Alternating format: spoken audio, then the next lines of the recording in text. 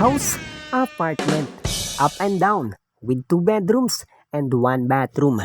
Ang location sa Imus City, Cavite. Brand new, bagong gawang bahay. Welcome po. Tuloy po kayo, and for this video, ito po yung pinag-uusapan natin. Itong yellow and red na color house, home sweet home sa Imus City, Cavite. Fully tiles ang flooring, bagong pintura. May sariling metro ng kuryente at tubig. Inside subdivision, and good community and flood-free location. Maganda itong bahay, pwedeng magtindahan. Maganda yung bahay, maganda rin ang location. Malapit sa City Hall, malapit sa mga mall. Walking distance sa highway, may malapit na school and market.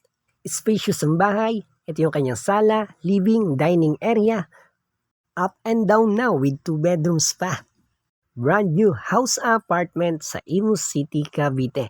Ito naman yung kanyang bathroom. Brand new rin po yan. Meron shower. Check natin yung kanyang flush kung gumagana. Working naman po. Lahat naman po nagpa-function ng maayos. At i-check natin ang buong bahay.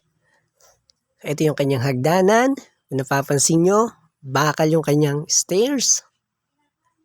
Merong 2 bedrooms na may provision para sa window type na aircon. Ito yung isang kwarto, may built-in cabinet na rin. Very spacious, maluwag po yung bahay na yan. Ito po yung pangalawang kwarto. At dito naman sa pangalawang kwarto. And yes po, nakita na po natin itong buong bahay.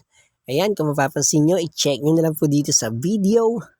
Ayan, maraming salamat po ulit sa inyong lahat. At bago tayo magtapos, siyempre, gusto kong magpasalamat sa mga sumusuporta, sa mga nagtitiwala sa atin. Maraming salamat po ulit. And yes po, araw-araw pa po tayong maglo-locate ng mga location, maghanap ng mga bagong bahay, mga bagong apartment. Yan kasi ang ating content. Yan yung ating topic every day. So, you know what it is. Maraming salamat po. Paalam.